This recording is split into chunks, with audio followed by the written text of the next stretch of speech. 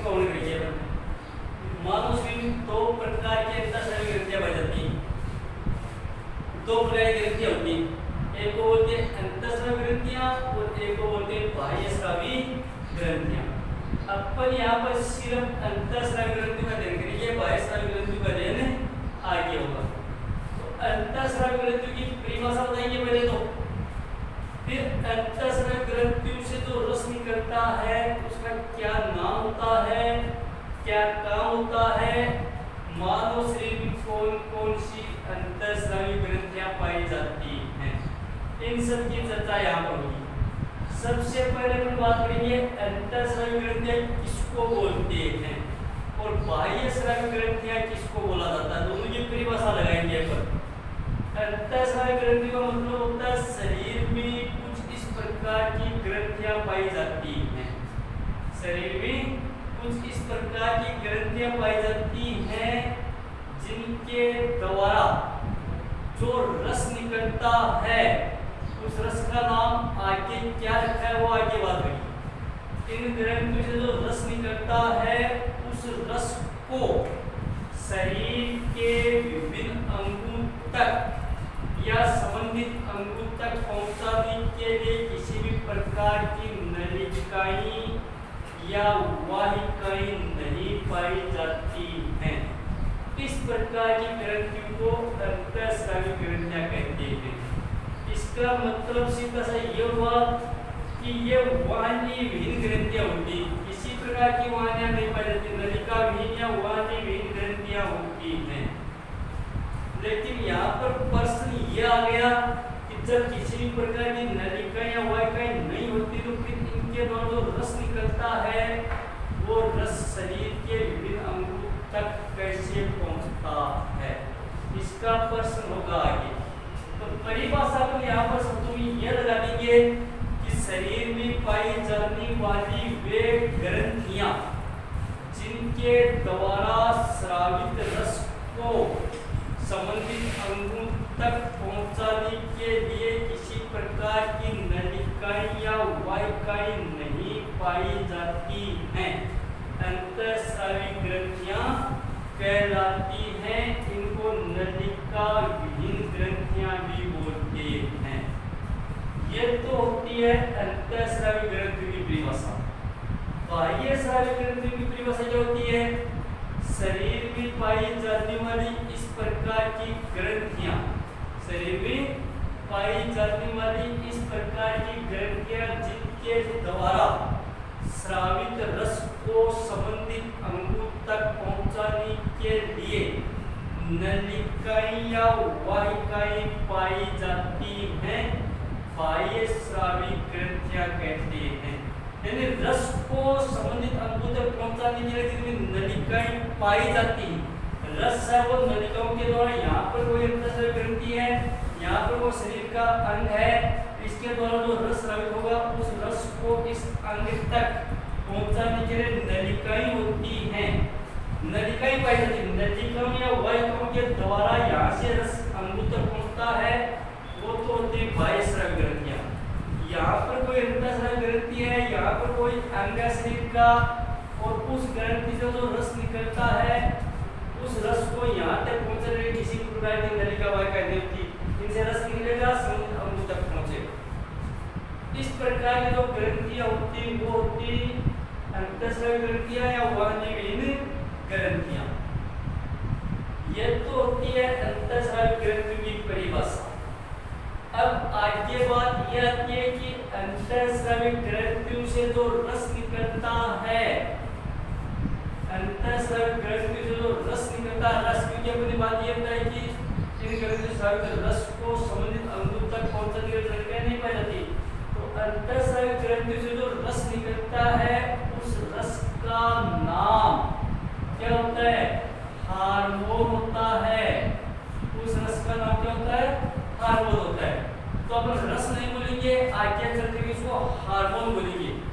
अंतःस्रावी ग्रंथियों से जो रस स्रावित होता है उस रस का नाम हार्मोन होता है, और उस रस का नाम हार्मोन सबसे पहले 1902 में सबसे पहले 1902 में एक स्टारलिंग नाम का वैज्ञानिक था।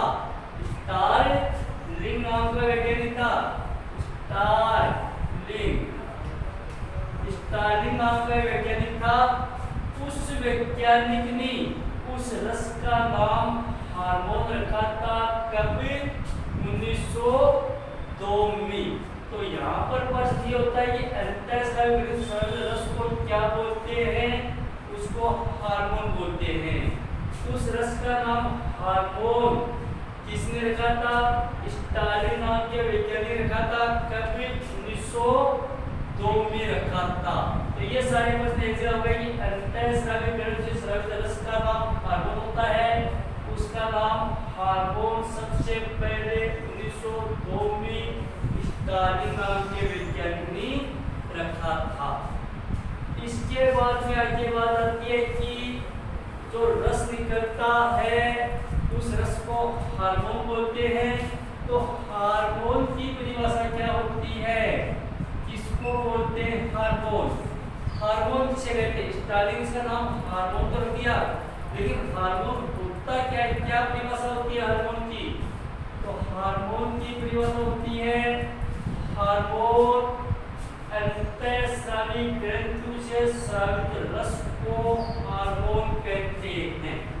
अंतःस्रावी ग्रंथियों से स्रावित रस को हार्मोन कहते हैं। यह हार्मोन एक विशेष प्रकार के रसायन होते हैं। क्या होते हैं? विशेष प्रकार के रसायन होते हैं। अंतःस्रावी ग्रंथि स्रावित रस को हार्मोन कहते हैं। ये विशेष प्रकार के रसायन होते हैं तथा शरीर में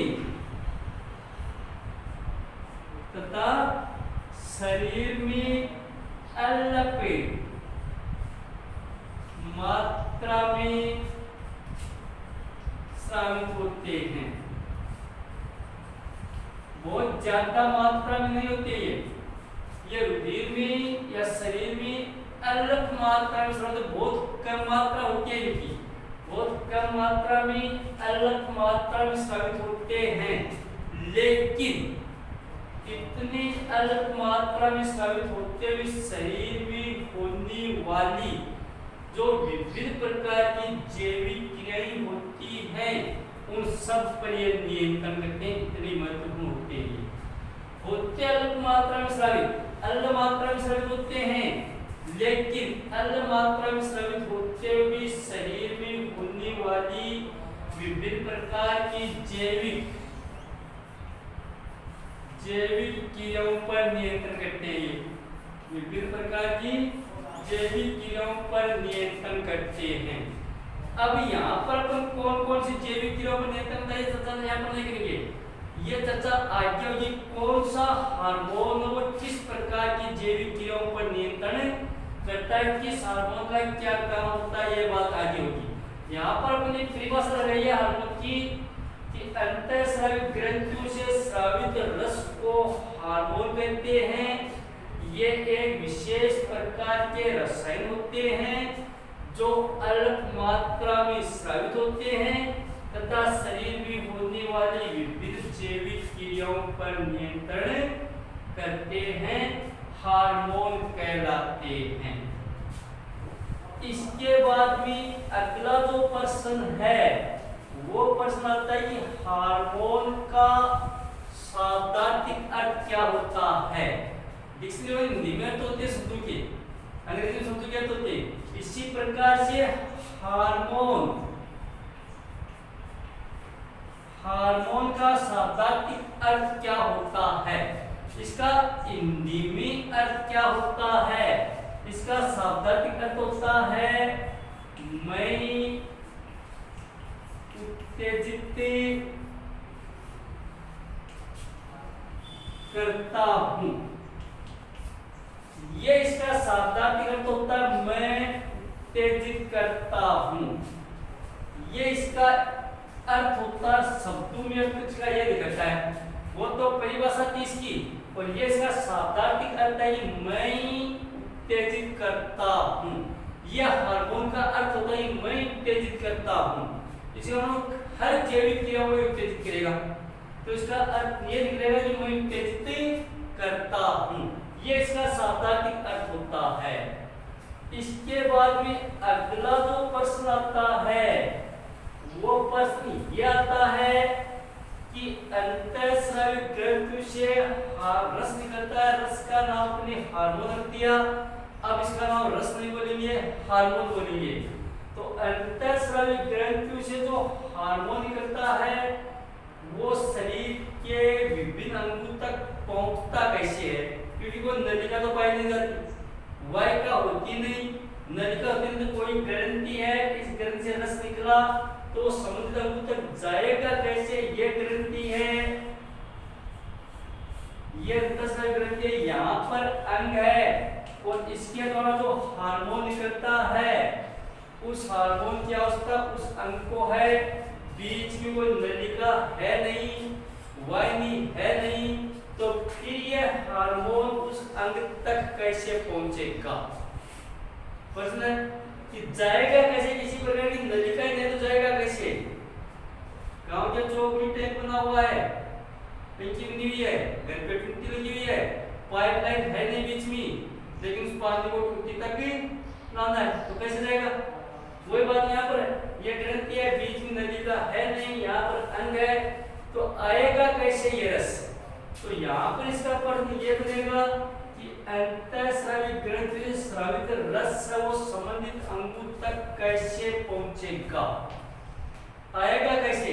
तो अपन बताएंगे कि अंतःस्रावी ग्रंथि से स्रावित हार्मोन है वो संबंधित अंगों तक रुधिर के माध्यम से जाएगा, रुधिर के माध्यम से, क्योंकि रुधिर हम संपूर्ण शरीर में चक्कर लगाता रहता है, संपूर्ण शरीर में चक्कर लगाएगा, तो अंतःस्रावी ग्रंथि जो हार्मोन शरीर वो रुधिर में जाएगा और रुधिर चक्कर लगाएगा, तो जिस भी अंग को उस हार्मोन की अवस्था होगी उसे प्राप्त हो जाएगा, क्योंकि रुधिर चक्कर लगाता रहेगा, तो रुधिर के माध्यम से शरीर के संबंधित अंगों तक पहुंच जाएगा। ये तो बात की आपके अंतःस्रावी ग्रंथि की परिभाषा। अंतःस्रावी ग्रंथि से आपकी परिभाषा शरीर में पाई जाने वाली वे ग्रंथियां जिनके द्वारा स्रावित रस को संबंधित अंगों तक पहुंचाने के लिए किसी प्रकार की नलिका या वाहिका नहीं पाई जाती हैं, अंतःस्रावी ग्रंथियां कहलाती हैं। अंतःस्रावी ग्रंथि से स्रावित रस को हार्मोन बोलते हैं। ठीक है, हार्मोन एक विशेष प्रकार के रसायन होते हैं जो शरीर में अलग मात्रा में स्रावित होते हैं, लेकिन शरीर में होने वाली विभिन्न जैविक क्रियाओं पर नियंत्रण करते हैं। अंतःस्रावी ग्रंथि से स्रावित रस का नाम सर्वप्रथम 1902 में स्टालिन नाम के वैज्ञानिक इसका नाम हार्मोन रखा था। हार्मोन है का अर्थ होता है मैं उत्तेजित करता हूँ। अंतःस्रावी ग्रंथि से स्रावित हार्मोन और रुधिर के माध्यम से शरीर के विभिन्न अंगों तक पहुंचाया जाता है। ये दूसरी बात। अब आगे बात आती है शरीर में कौन कौन सी अंतःस्रावी ग्रंथियां पाई जाती हैं, कितनी होती है अंतःस्रावी ग्रंथियां? नंबर 1 पहली होती है थायराइड, थायराइड ग्रंथि, थायराइड ग्रंथि। नंबर 2 पीयूष ग्रंथि,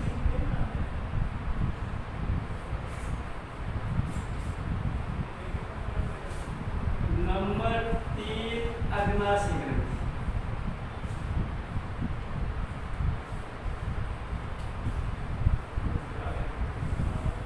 नंबर 4 एड्रिनल ग्रंथि,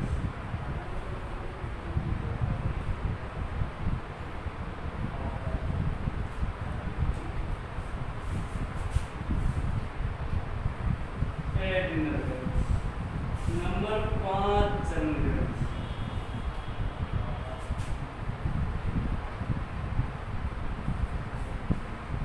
नंबर 6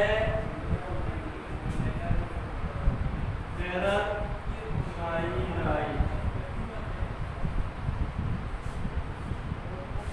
नंबर 7 हाइड्रोजन ग्रेविटी।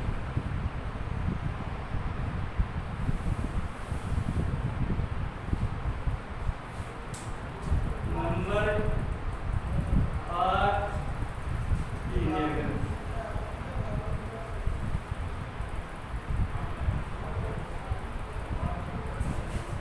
कितनी ग्रेविटी आती है मानो शरीर में? 7 8 थायराइड ग्रंथि, पीयूष ग्रंथि, अंडाशय ग्रंथि, एडिनल ग्रंथि, जनन ग्रंथि, पैराथायराइड ग्रंथि, थाइमस ग्रंथि और पीनियल ग्रंथि। ये मानव शरीर में पाई जाती है ग्रंथि। सबसे पहले अपन बात करेंगे थायराइड ग्रंथि। थायराइड ग्रंथि, थायराइड ग्रंथि बात करेंगे, इसका चित्र बनाएंगे। कहां पर होती है ग्रंथि, शरीर में कहां पर पाई जाती है ग्रंथि, किस प्रकार की बनी हुई है ग्रंथि, इसके द्वारा कौन सा हार्मोन निकलता है, इसका नाम लेंगे हम कहीं पर। इसके द्वारा थायराइड ग्रंथि के द्वारा कौन सा हार्मोन स्रावित होता है, उस हार्मोन का शरीर में क्या क्या काम होता है। अगर इस थायराइड ग्रंथि के द्वारा स्रावित हार्मोन की मात्रा शरीर में ज्यादा होगी तो शरीर पर क्या प्रभाव पड़ेगा। अगर इस हार्मोन की मात्रा कम हो गई तो शरीर में क्या प्रभाव पड़ेगा। ये सारी चर्चा थायराइड ग्रंथि के बारे में होगी। शरीर में कहां पर स्थित होती है, ये कैसी बनावट होती है इसकी, कैसा इसका चित्र होता है, कौन सा हार्मोन स्रावित होता है, उस हार्मोन के क्या काम होते हैं। अगर इस हार्मोन की मात्रा ज्यादा होगी तो शरीर में क्या प्रभाव पड़ता है, अगर इस हार्मोन की मात्रा कम होगी तो शरीर में क्या प्रभाव पड़ता है। सबसे पहले हम इसका चित्र बनाएंगे कि बननी कैसी होती है। ये इस रूप में होती है।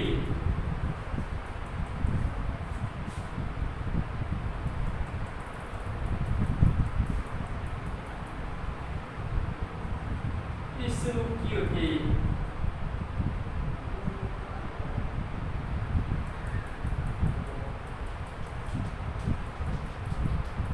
इस प्रकार की ग्रंथि होती है। ये होती है थायराइड ग्रंथि।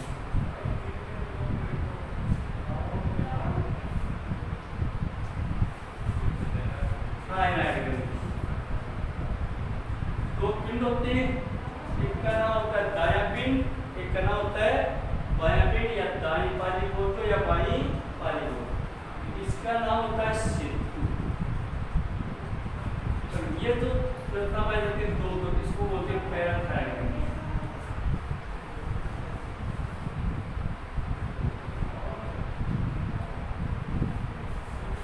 ये ग्रंथि होती है। इस प्रकार की बनावट होती है इसकी। देखने में कैसा दिखेगा, अंग्रेजी के अक्षर एच के आकार में दिखेगा। तो बनावट कैसे होता है, ये कहां पर होती है, थायराइड ग्रंथि गले में होती है। तो श्वास नली होती है, श्वास नली गले में, श्वास नली के दोनों तरफ। ये श्वास नली, इस श्वास नली के दोनों तरफ कहां पर, अधर तल में स्थित होती है। ये ग्रंथि गले में श्वास नली के दोनों ओर, अधर तल श्वास नली के निचले हिस्से में, यह श्वास नली के दोनों तरफ पाई जाती है इस रूप में। तो गले में श्वास नली के दोनों ओर अधर तल में स्थित होती है। श्वास नली के दोनों तरफ होती है, अधर तल में स्थित होती है।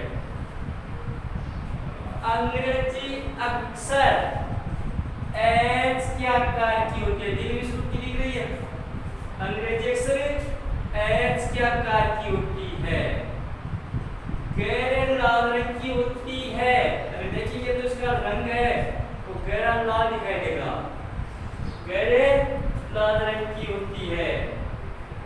तो बाहु में या दो पिंडों में या दो पालियों में बटी होती है, जिनको क्रमशः दायां पिंड व बायां पिंड, दाएं पाली या बाईं पाली कहा जाता है। दोनों पिंड आपस में एक संरचना के द्वारा बंधे होते हैं, जिसका नाम होता है सेतु बोलते हैं। ये तो इसकी संरचना होती है। कैसी? थायराइड ग्रंथि गले में श्वास नली के दोनों ओर अंतरतल में स्थित होती है। गहरे लाल रंग की होती है, अंग्रेजी अक्षर H के आकार की होती है, दो बिंदु में बटी होती है, जिनको क्रमशः दायां पिंड व बायां पिंड कहा जाता है। दोनों पिंड आपस में संरचना के द्वारा बने रहते हैं, जिनको सेतु कहा जाता है। ये तो इसकी छोटी सी नाटक गले में श्वास नली के दोनों ओर अंतरतल में स्थित होती है, गहरे लाल रंग की होती है, अंग्रेजी अक्षर H के आकार की होती है, दो बिंदु में बटी होती है, जिनको क्रमशः दायां पिंड व बायां पिंड बोलते हैं। दोनों आपस में संरचना के द्वारा बने रहते हैं, जिनको सेतु कहा जाता है। इसके बाद कहते हैं कि थायराइड ग्रंथि से कौन सा हार्मोन स्रावित होता है। थायराइड ग्रंथि से हार्मोन, क्योंकि हर ग्रंथि से अलग अलग प्रकार का हार्मोन स्रावित होगा, जिनका अलग अलग ही कार्य होगा। तो थायराइड ग्रंथि से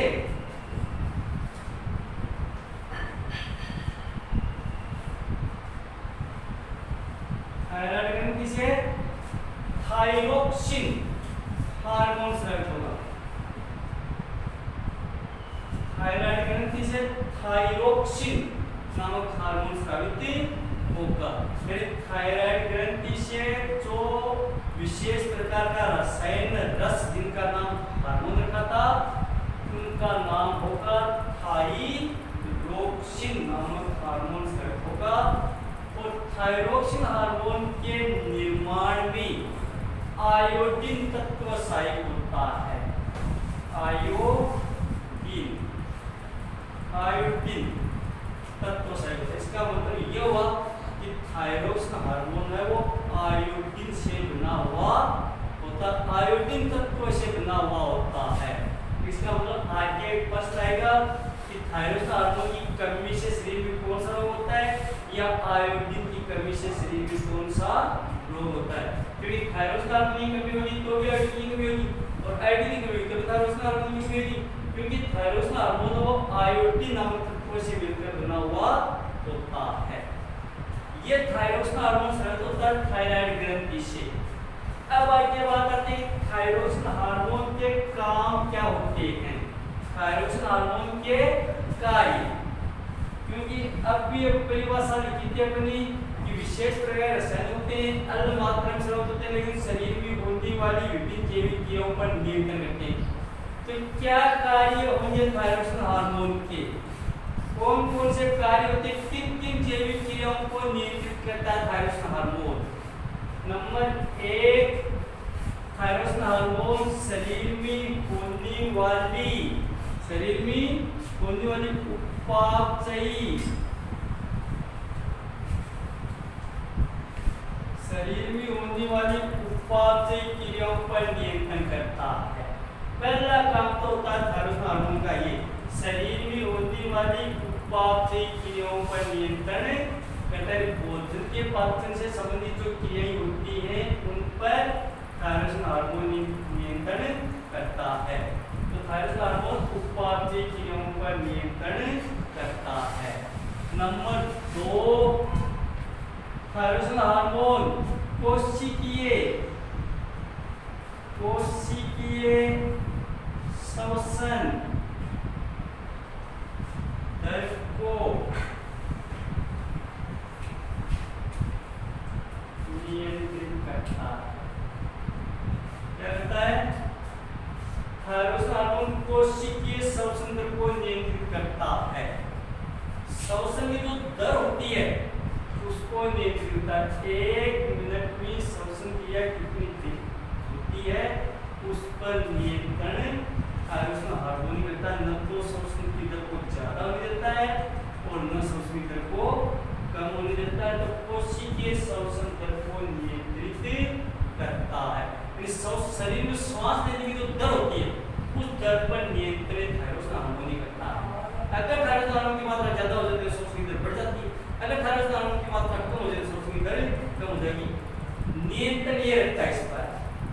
नंबर 3 तीसरा क्या कार्य होता है? शरीर के तापमान को नियंत्रित करता है।